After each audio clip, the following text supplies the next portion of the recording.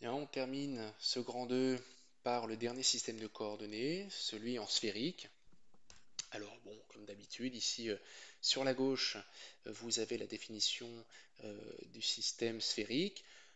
Comme pour le cylindrique, il se définit à partir d'un repère cartésien, hein, l'axe X, l'axe Z, l'axe Y. On a le vecteur position ici qui va de l'origine O vers le point M, et vous avez ici les deux vecteurs unitaires UR, Uθ. Alors comment est défini UR? Bah, c'est simple, UR c'est la coordonnée radiale, elle est dans le prolongement du vecteur position, d'accord? Uθ, Uθ, si vous voulez, c'est le vecteur orthogonal à UR et qui est dans le plan UR, UZ. D'accord? Donc UZ ici, vous voyez qu'il ne fait pas partie du système de coordonnées sphériques. On est obligé de le nommer pour déjà définir θ, qui est l'angle entre l'axe UZ et l'axe radial UR. Ok. Euh, et en plus, dans ce plan, le vecteur orthogonal à UR, c'est Uθ. Une bonne façon d'imaginer comment était Uθ dans l'espace, parce que des fois on a un peu du mal à voir en 3D, imaginez-vous que vous fassiez bouger un petit peu θ, et le point M ici va se déplacer suivant une direction qui est celle portée par Uθ. Moi c'est comme ça que je visualise le mieux Uθ dans l'espace. Ok. Et enfin, comme dans le système cylindrique, on projette le point M dans le plan horizontal. Donc au passage, la distance de se projeter h à l'origine, bah, c'est r fois le cosinus de cet angle qui est le complémentaire de θ, donc ça nous donne r sinus θ. Bon, ça on reviendra sur les projections, hein, c'est comme ça que je fais. Je projette cette flèche dans le plan horizontal, j'écrase un angle qui est le complémentaire de θ, et quand j'écrase, ça fait cosinus. Donc R fois cosinus du complémentaire, ça fait sinus. Bon, je reviendrai sur ma méthode de projection, qui est très fiable et très rapide. Bon, je vous la proposerai, vous verrez si ça vous plaît. Là, je l'ai balancé un petit peu rapidement. Bon, peu importe, vous êtes censé savoir faire ça tout seul. Ici, cette longueur, c'est R sinus θ.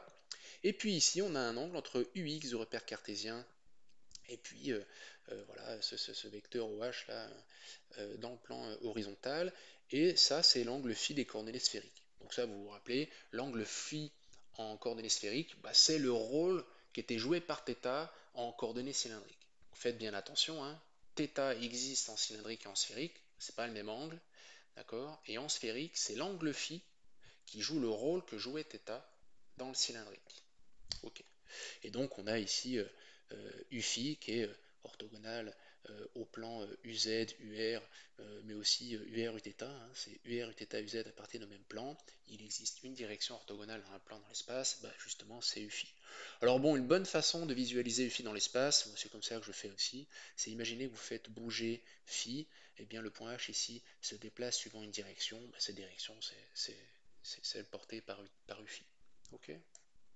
Bon, évidemment, c'est le système de coordonnées le plus compliqué, mais on aura l'occasion de l'utiliser assez souvent, donc ça va rentrer.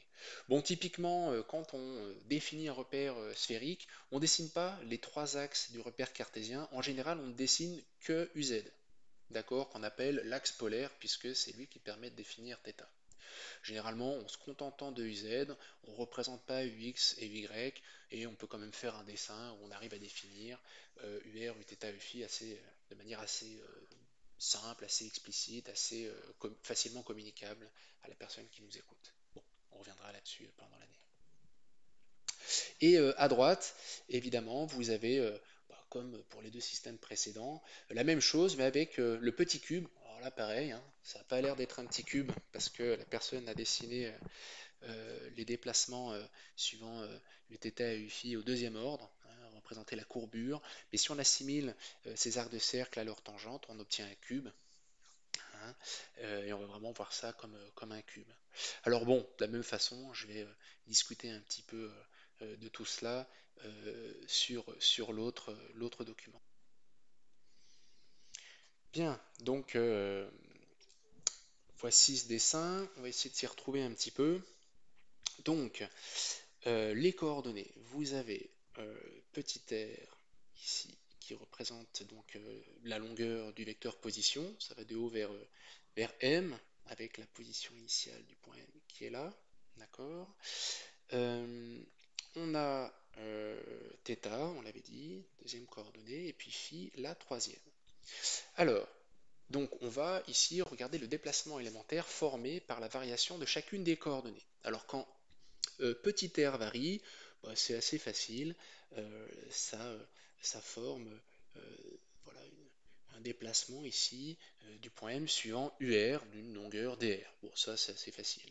Ensuite, quand c'est θ qui varie, d'accord, on a donc ici dθ, et ça forme, on l'a dit tout à l'heure, un arc de cercle qu'on assimile localement à sa tangente, puisque encore une fois on travaille à l'ordre plus bas non nul, puisqu'on a des grandeurs infiniment petites, et donc c'est l'ordre 1, donc on assimile l'arc de cercle à sa tangente, et on l'a dit tout à l'heure, ça donne un arc de cercle de longueur r dθ.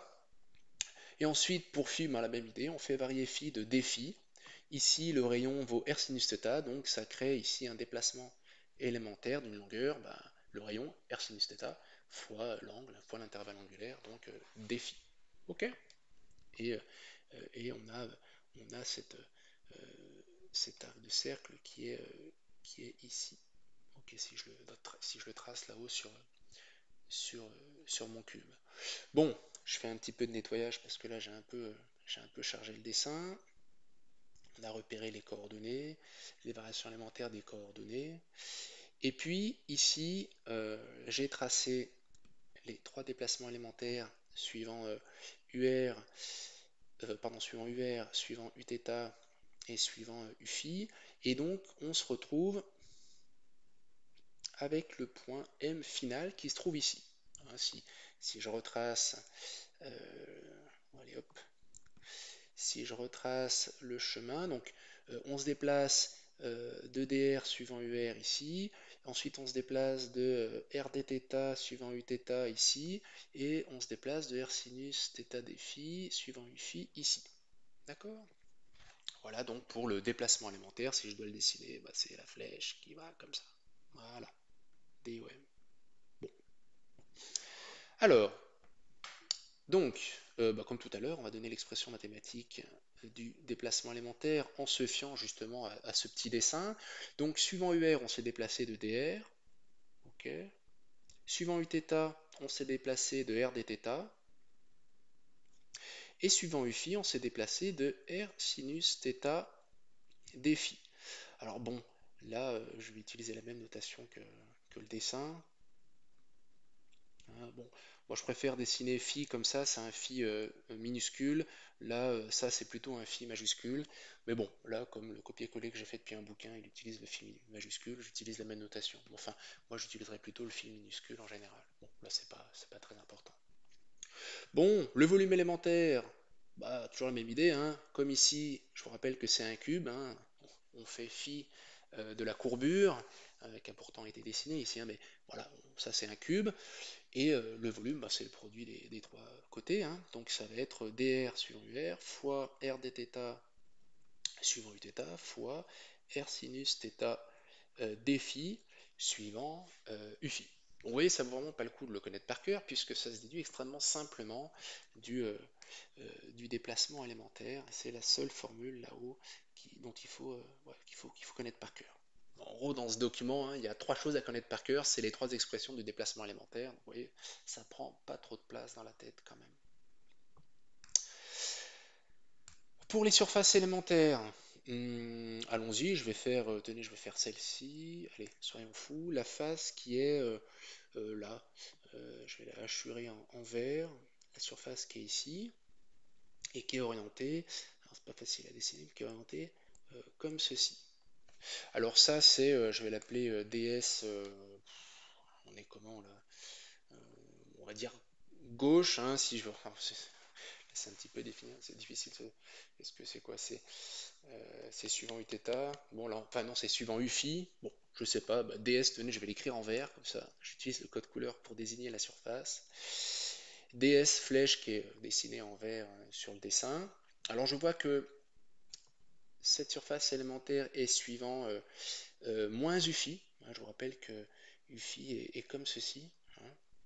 Donc là, DS flèche est suivant moins Uφ. Donc j'écris moins Uφ. Voilà, facile. Et ensuite, euh, alors, attendez, j'ai l'économiseur de batterie qui se met en route là. Hop, je sais pas si ça joue sur la vidéo, on va voir.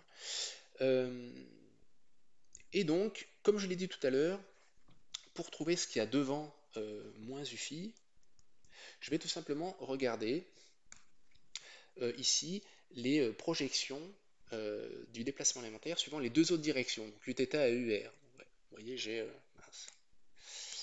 ici dr suivant UR et R dθ suivant Uθ. D'accord? Donc je les enlève, voilà, et je reviens ici, donc je vais écrire dr, ah purée, tac, pardon, hop, donc dr, bon c'est pas grave en vert, sur UR et fois R dθ. Et voilà, tout simplement, j'ai exprimé ds flèches sans problème. Alors je peux réarranger en écrivant moins R dr dθ UFI, ok, voilà, si j'ai envie, hop, voilà, mais bon, je ne suis pas obligé. Donc vous voyez, c'est assez facile de retrouver les expressions des surfaces élémentaires et du volume élémentaire.